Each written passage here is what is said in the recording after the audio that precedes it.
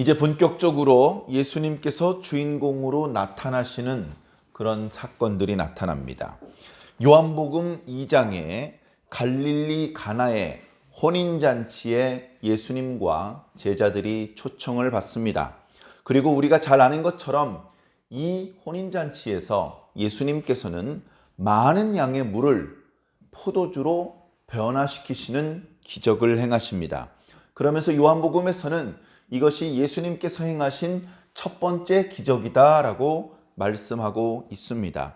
그래서 궁금해졌습니다. 두 번째 기적은 무엇일까? 세 번째 기적은 무엇일까? 앞으로 차차 말씀을 드리게 되겠습니다만 요한복음에는 예수님께서 행하신 모든 기적이 다 기록된 것은 아닙니다. 요한복음에는 예수님의 기적 7개가 기록되어 있습니다. 예수님의 기적 7개, 예수님께서 행하신 기적이 7개가 전부였느냐? 그렇지는 않습니다. 요한복음에서도 예수님께서는 이 밖에도 많은 기적을 행하셨다라고 말씀하고 있습니다. 그렇게 예수님께서 행하신 기적이 많이 있었음에도 불구하고 요한복음 기록의 목적은 예수님의 기적 목록을 작성해서 후대에 남기는 것이 아니고 사람들이 예수님을 믿도록 하는 것이 목적이었기 때문에 사람들이 예수님을 믿는데 필요한 그런 기적만 소개시켜주고 있습니다. 다시 말해서 예수님을 믿되 예수님을 누구로 믿을 것이냐라는 문제에 대한 답을 주는 기적들만 표현되고 있습니다.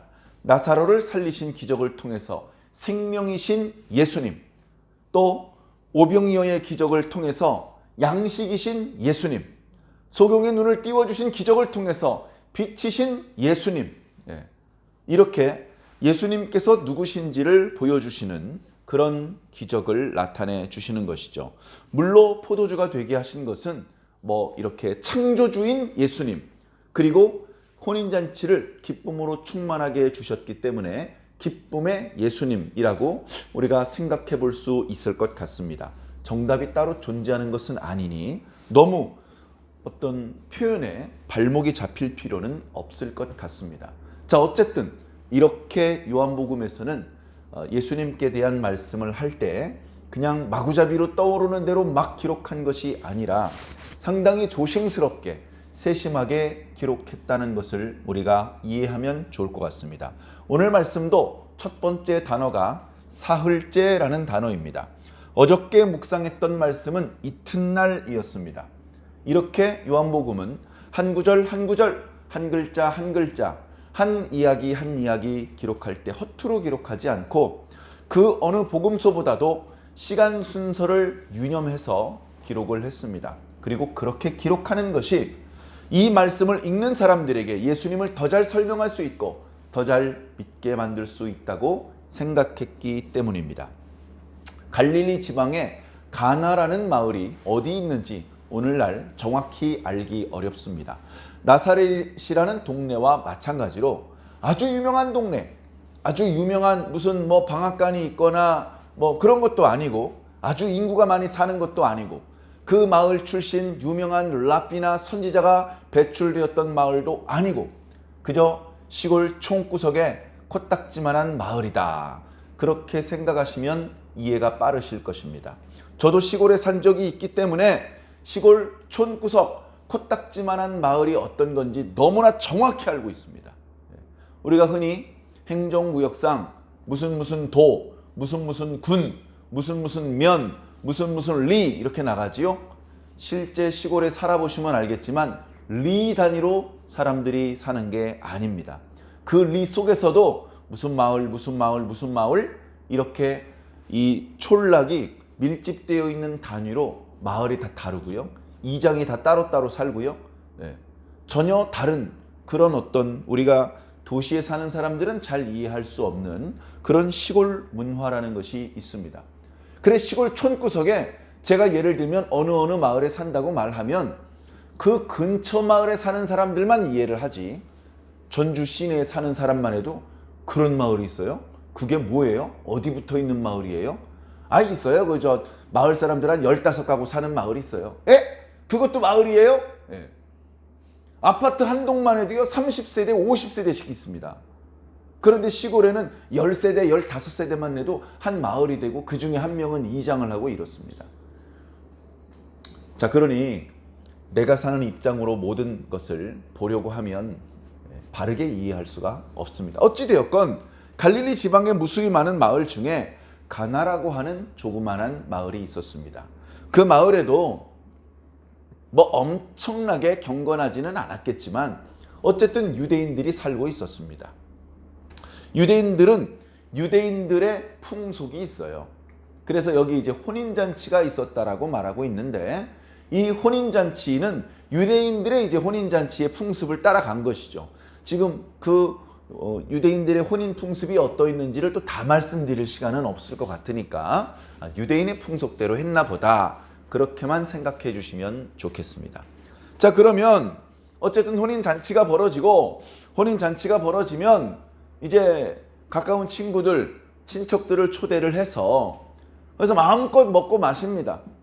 그게 뭐 우리처럼 예배 끝나고 결혼식 끝나고 결혼 피로연 한 1시간, 2시간 하고 이게 아니에요.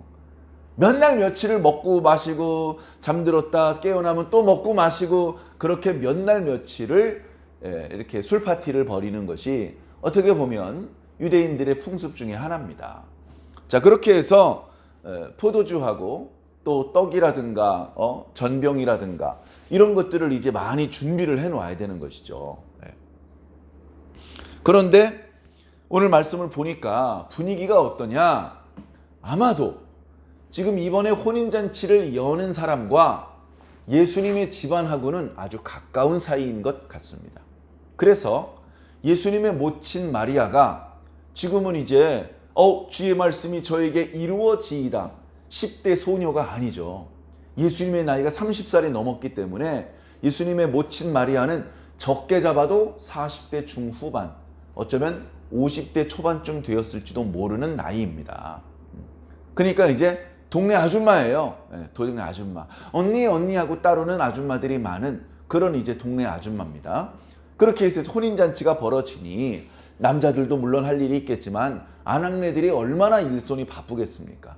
그런데 그 혼인잔치를 주관하는 신랑이 마리아 이모 이번에 우리 혼인잔치 있는데 이모가 와서 좀 도와주세요. 일손이 너무 부족해요. 알았어, 이거 걱정하지 마. 정말로 이모인지는 성경에 안 나와 있어요. 그러나 그 정도로 가까운 관계였던 것 같습니다. 그래서 마리아는 마치 자기 가까운 친척이 결혼을 한 것처럼 자기 집 일인 것처럼 거기 가서 이런저런 일을 했던 것 같습니다. 음식을 장만하고 음식 식재료들이 준비되어 있는지 살펴보고 사러 가기도 하고 사람들 심부름을 보내기도 하고 하면서 이제 잔치가 무사히 즐겁게 잘 마치기를 이렇게 바라면서 도와주고 있었죠. 그리고 이제 예수님과 예수님의 제자들은 그냥 초대를 받은 겁니다. 야, 니네들 혼인잔치니까 오랜만에 와서 배불리 먹고 가. 그래가지고 예수님과 지금 12명이 다 채워져 있지 않은 상황이겠지만 제자들과 함께 혼인잔치에 참석을 한 것입니다. 그래가지고 저쪽 구석에 너무 잔치에 폐를 끼치는 것도 아니고 그렇다고 잔치 중앙에 앉아가지고 그냥 좌지우지하는 것도 아니고 조용히 구석에 앉아서 제자들과 담소를 나누면서 맛있게 식사를 하고 있었을 것입니다. 그런데 예수님의 모친 마리아가 이리 뛰고 저리 뛰고 하면서 잔치 손님들을 접대하고 있었다가 갑자기 예수님의 모친 마리아가 예수님에게 찾아옵니다. 예수야, 어머니 무슨 일이에요? 이거 큰일 났구나. 포도주가 떨어졌어. 포도주가 떨어진 일은 정말 큰일입니다. 포도주가 떨어졌다는 이야기는 혼인잔치 흥이 다 깨져버린다는 이야기입니다. 손님을 기껏 초대해놓고 제대로 접대하지 못했다고 하는 핀잔을 나중에 들을 수도 있는 문제입니다. 그리고 이렇게 포도주를 급하게 사오기가 어려워요.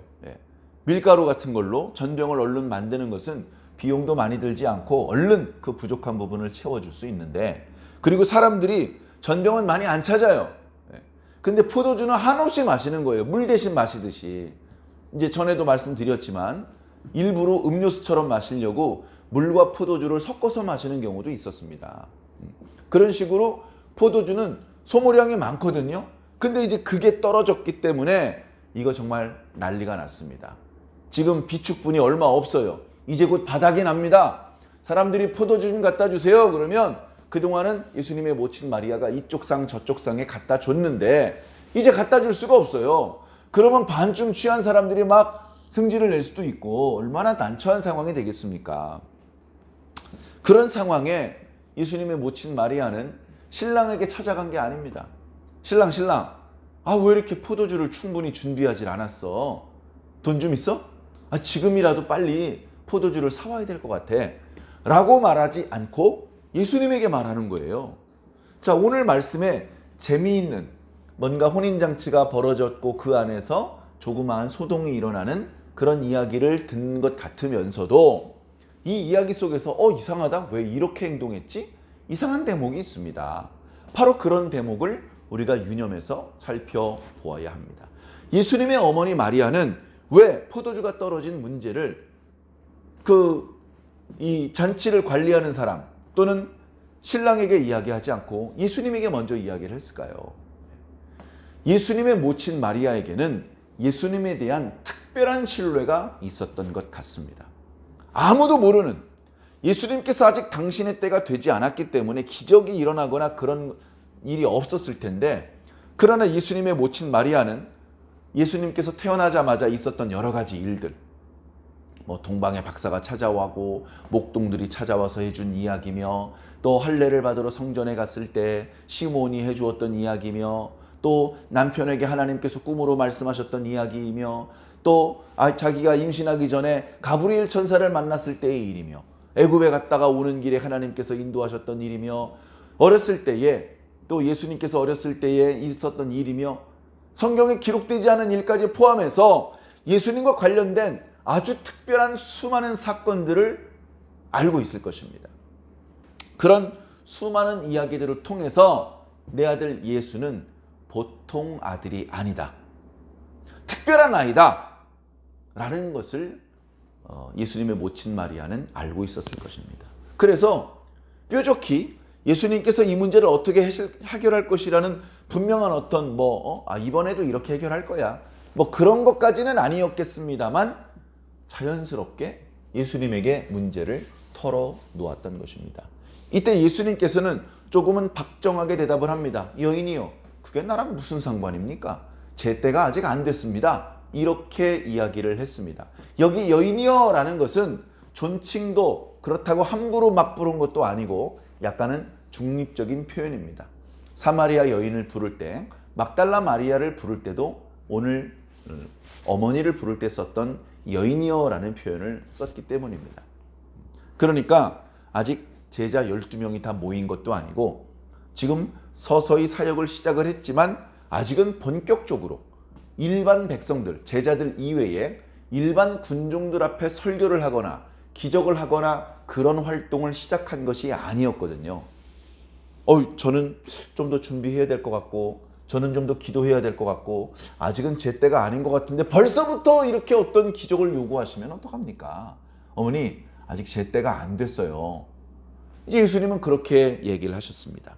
그럼에도 불구하고 예수님의 어머니께서는 이 문제는 신랑이 해결할 수 있는 문제가 아니야, 가까운 친족이기 때문에 신랑의 경제 상황이라든가 주변 동네에서 그 많은 양의 포도주를 쉽게 구할 수 없다는 것을 잘 알고 있기 때문에, 그래서 예수님께서 해결할 수밖에 없는 문제라고 아마 생각을 했던 것 같습니다.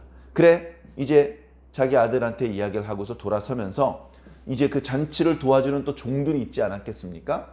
그 사람들이 이제 아주 신분이 노예였는지 아니면 이제 잔치를 도와주기 위한 일당받는 아르바이트였는지 또 자세하게는 모르겠습니다만, 그 일하는 사람도 이 마리아가 이 집 주인이나 마찬가지 역할을 하고 있다는 걸 잘 알고 있었을 겁니다. 그래서 거기다 대고 얘기를 하는 것이죠. 우리 아들이 무슨 일을 시키든지 그대로 해주길 바라네. 아이고, 걱정하지 마십시오. 분부하신 대로 저희는 다 하겠습니다. 그렇게 얘기를 하고 마리아는 떠났어요.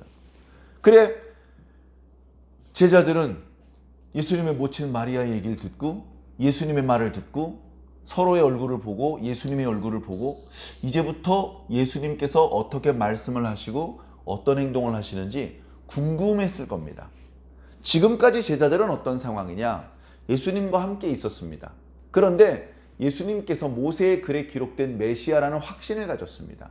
그런데 아직 부족해요. 그 확신은. 그것을 믿음이라고 말하기에는 아직 근거가 부족합니다. 내가 예수님의 설교를 한 2년 들어봤거든. 내가 예수님의 설교를 잘 정리해서 분석해 보았더니 메시아가 틀림없어. 이런 어떤 확신을 할 수 있는 어떤 근거가 아직은 부족하다고요. 예수님의 기적을 목격한 것도 거의 없어요. 그렇기 때문에 이분에게서 뿜어져 나오는 이 아우라, 이분이 하시는 말씀 속에 느껴지는 지혜, 이거 보통이 아니야. 뭔가 있어. 메시아인 것 같아. 특히 나다나엘 같은 경우는 자신이 무화과나무 아래 있었던 일을 미리 알고 계신 것을 보면서 아, 이분은 그냥 선지자가 아니다. 이렇게 느끼기는 했습니다만 아직 제자들은 이분이 어떤 분인지 몰라요. 정말 뭐 세례자 요한 정도인지 아니면 구약의 이사야나 예레미야와 같은 선지자인지 아니면 그보다 더 큰 선지자인지 모르는 겁니다. 그 눈만 꿈뻑꿈뻑 보는데 예수님께서는 제자들이 어떤 생각을 하는지 생각할 겨를도 없이 고민이 많습니다. 아, 어머니 왜 갑자기 오셔가지고. 근데 주변을 이렇게 둘러보니까 이거 예수님께서 나서지 않으면 이 흥겨웠던 잔치 자리가 이게 아주 아수라장이 될 것 같은 거예요. 그래가지고 이걸 어떡하나 왔다 갔다 걸어 다니시면서 생각을 하시다가 그 옆에 돌 항아리 6개를 봅니다. 돌 항아리 6개. 그러니까 우리 항아리 하면 이제 그 흙으로 이렇게 만들어 가지고 큰 뭐 물도 담을 수 있고, 그 다음에 우리는 주로 장을 담죠. 김치도 담그고 간장, 된장, 고추장 이런 것들을 담는, 또는 쌀을 담는, 또는 소금을 담는 그런 용도로 우리는 이제 항아리를 쓰는데, 유대인들은 이제 양식을 담는 물론 항아리도 있습니다만 지금 이 항아리는 바깥에 있으면서 거기에 물을 담아가지고 결례, 어디 외출하갔다 돌아오면 손발을 씻고 음식을 먹기 전에 손발을 씻고 그런 결례를 하기 위한 용도로 항아리를 놓는 위치가 있었던 모양입니다. 그런데 그냥 항아리는 구비가 되어 있는데 사실상 결례를 그렇게 꼼꼼하게 바리새인들처럼 지키는 유대인들은 많지 않았어요. 항아리는 있는데 물이 없어. 텅 비어 있어요. 그냥 항아리만 있는 걸 예수님께서 보시고서 얘기를 합니다. 그 하인들한테 이보시오. 여기 항아리들 보이시지 않소? 여기에다가 물을 길어다가 물을 여기다 다 채워주시오. 물을 다 채워주시오. 넘치지 않을 정도로 가득 채워주시오. 아, 이거 좀 뭐야 이거. 시키는 대로 다 한다고는 했는데 아유, 물 길는 거 보통 일이 아니잖아요. 밖으로 나가가지고 우물이나 샘물 이런 데 가가지고 바가지에다 물을 길어다가 거기다 들이붓고 또 들이붓고 또 하인 두세 명이서 상당 시간을 쉬지 않고 왔다 갔다 하면서 물을 길러야 됩니다. 예. 그래가지고 시키니까 했습니다. 한다고 약속도 했고. 그래가지고 그 항아리 6개에 물을 꽉 채웠어요. 입구, 아구리까지 꽉 채웠다라고 기록하고 있습니다. 그래가지고 다 채웠습니다요 하니까 예수님께서 말씀합니다. 아, 그래요? 수고들 많았습니다. 그러면 이제 다시 떠가지고요, 저 연 회장한테 갖다 주세요. 연 회장은 누구냐면 보통 신랑의 친구로서 잔치를 주도하는 사람입니다. 신랑이 직접 하지 않아요. 신랑의 친구가 합니다. 그래서 뭐 이 영어 성경을 보니까요, 탑 웨이터 뭐 이렇게도 표현을 하고 있더라고요. 그래서 막 이렇게 누구 왔습니까? 노래 한 곡 하시죠. 아, 이번에 어디서 가져온 포도주인데 맛을 한번 봅시다. 우리 신랑을 위해서 건배 한번 합시다.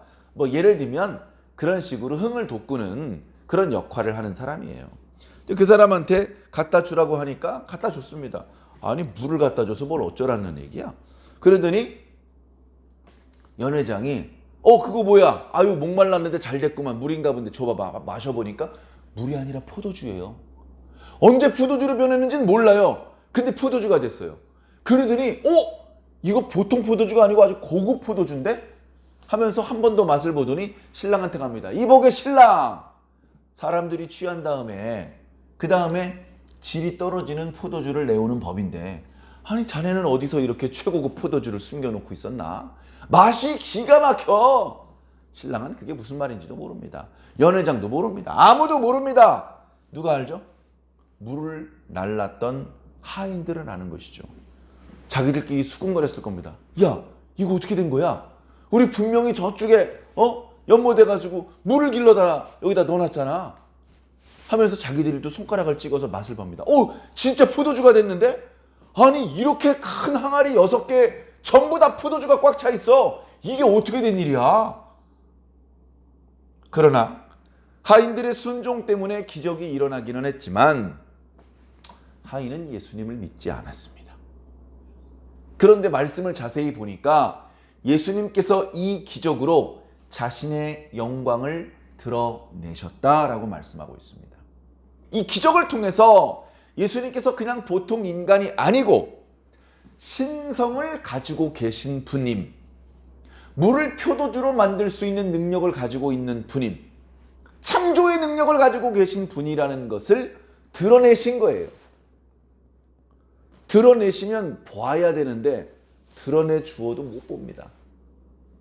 그런데 지금 12명이 채워져 있지는 않지만 우리가 아는 이름 나다네엘이 있고 빌립이 있고 안드레가 있고 시몬이 있고 이름이 드러나 있지 않은 제자 한두 명이 더 있는 것 같아요. 그럼 그래봤자 한 6명 정도밖에 안 돼요. 그런데 그 제자들은 예수님에게서 능력이 나간 걸 봐버렸어요. 말은 안 했어요. 오늘 제자들이 잔치에 초대받았다는 그런 말만 있을 뿐 제자들이 등장을 해서 구체적으로 역할을 한 건 없어요.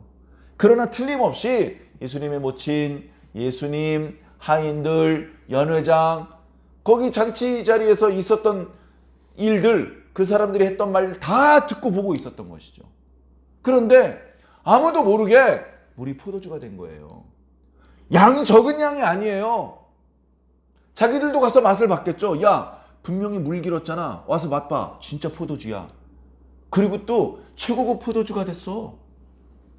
제자들이 예수님을 보는 눈빛이 달라졌습니다. 저절로 무릎이 꿇어지고 저절로 머리가 숙여지고 예수님께서 하시는 말씀이라면 무조건 아멘이 터져나올 것 같습니다. 그래 오늘 본문 말씀에 제자들이 예수님을 믿었더라라고 말씀하고 있습니다. 이 제자들의 믿음을 시작으로 이제 예수님의 사역은 시작되었습니다. 예수님께서 태어나셨죠. 예수님께서 그 이름이 세례자 요한을 통해서 언급되기 시작을 했습니다. 그리고 세례자 요한의 제자들 중에서 예수님을 따르는 자들이 나타나기 시작을 했죠. 그런데 예수님 말씀대로 아직 예수님의 때는 아니었습니다. 예수님이 모습이 언뜻 드러나고 예수님의 이름이 언급되기 시작했지만 예수님의 때가 시작되었다고 말하기는 어려웠습니다. 그러나 이제 공식적으로 예수님께서 능력을 행하기 시작했고 이제 그 능력과 말씀 때문에 예수님을 믿는 사람들이 나타나기 시작을 했습니다. 예수님의 때가 시작된 것이죠. 어쩌면 예수님도 당신의 때가 이런 식으로 시작될 줄은 몰랐을 것입니다. 그러나 시작돼 버렸습니다. 근데 괜찮습니다. 예수님은 언제 당신의 때가 시작되든 당신의 사명을 감당할 수 있는 준비가 되어 있으셨습니다. 이것이 나의 때가 시작된 것인가 보군 느끼시고는 곧바로 당신이 해야 될 일을 해나가기 시작하셨던 것입니다. 오늘 말씀 맨 뒷부분에 보면 혼인잔치가 끝나고 가버나움이라는 동네로 예수님께서 들어가셨다고 기록하고 있습니다. 물론 거기서 오래 머물지는 않았다라고 기록하고 있죠. 공관복음, 마태마가, 누가복음에서는 그 갈릴리 지역에서 있었던 여러 가지 사례들, 사건들, 말씀들, 기적들을 소개해주고 있습니다. 그런데 요한복음에서는 갈릴리 지역에서 활동하셨던 그런 일화들은 많지 않습니다. 오히려 대부분 예수님께서 하셨던 대부분의 말씀과 어떤 일화들이 대부분 유대 땅에서 예루살렘 근처에서 유대인들과의 관계 속에서 일어난 일들이 주로 기록되고 있습니다. 다른 복음서랑 많이 다르죠. 달라서 좋습니까? 나쁩니까? 저는 좋더라고요. 다른 복음서에 예수님께서 유대지방에서 활동한 기록은 많지 않거든요. 요한복음을 통해서 유대지방에서는 이런 일들이 있었구나. 요한복음에는 예수님께서 갈릴리 지방에서 활동하셨던 일이 잘 기록되어 있지 않거든요. 다른 복음서의 말씀을 통해서 그 부분을 보완할 수 있기 때문에 다른 복음서와 조금 다른 방향으로 기록된 것이 더 좋아요. 자, 이렇게 예수님께서는 이제 당신의 때가 시작되셨음을 느끼면서 본격적인 행보를 시작하고 계십니다. 사랑하는 성도 여러분, 이렇게 주님의 때가 갑자기 시작되었습니다. 우리의 때도 언제 시작될지 모릅니다. 어느 날 갑자기 시작되는 게 아닙니다. 우리가 느끼지 못하는 동안에 서서히 준비되고 있었는지도 모릅니다. 그걸 느끼는 사람은 많지 않습니다. 우리가 영적으로 깨어서 항상 기도하고 말씀 듣고 그렇게 영적인 감각이 살아있는 상태라면 하나님의 나라가 도적같이 오지 않을 것이라고 말씀하셨습니다. 충분히 미리 알 수 있도록 하나님께서 여러 가지 방법으로 사인을 주십니다. 요한복음에는 예수님의 기적을 기적이라고 표현하지 않고 주로 표적이라고 표현하고 있습니다. 다시 말해서 영어로 표현하자면 사인. 예수님께서 표적을 행하셨다라는 말은 예수님께서 어떤 분인지 알려주시는 사인을 보여주셨다라는 뜻입니다. 그 사인을 보고 예수님의 때가 되었구나. 예수님은 누구시구나. 그런 것들을 이제 느낄 수 있게 미리 알려주시는 의미가 있는 것이거든요. 하나님께서는 사실은 여러 가지 방법으로 우리들에게 사인을 보내고 계십니다. 꼭 이렇게 물이 포도주로 변하고 죽은 사람이 살아나고 이런 기적적인 일이 아니더라도 다양한 방법으로 우리가 충분히 읽어낼 수 있는 그런 방법들로 우리에게 사인을 보내주고 계십니다. 우리가 영적으로 깨어있기만 하다면 그 사인을 읽으면서 하나님께서 이제 이런 식으로 일하시겠구나 라는 것을 느끼실 수 있을 것입니다. 사랑하는 성도 여러분, 늘 겸손하시고 늘 깨어있으시기 바랍니다. 그리고 오늘 하인들이 순종함으로써 기적을 체험할 수 있었던 것처럼 참 순종하기 어려운 그런 상황이 되어더라도 일단 순종하자. 그 나머지 왜 이걸 해야 되는지도 모르겠고 그 뒷일이 어떻게 마무리가 될지도 모르겠지만 그 나머지 부분은 하나님께서 해주시겠지. 그런 하나님을 믿고 신뢰하는 마음으로 순종을 하면서 기도하면서 그 뒷이야기들을 기다리는 그런 마음의 자세가 또한 우리 신앙인들에겐 꼭 필요한 자세인 것 같습니다. 사랑하는 성도 여러분, 오늘도 이 예수님 주시는 말씀들, 이 이야기를 통해서 이 세속에 마음을 빼앗기거나 물들거나 타협하지 마시고 하나님의 백성답게 사는 방법대로 그렇게 오늘 하루를 살아주시기를 예수님 이름으로 간절히 축원합니다.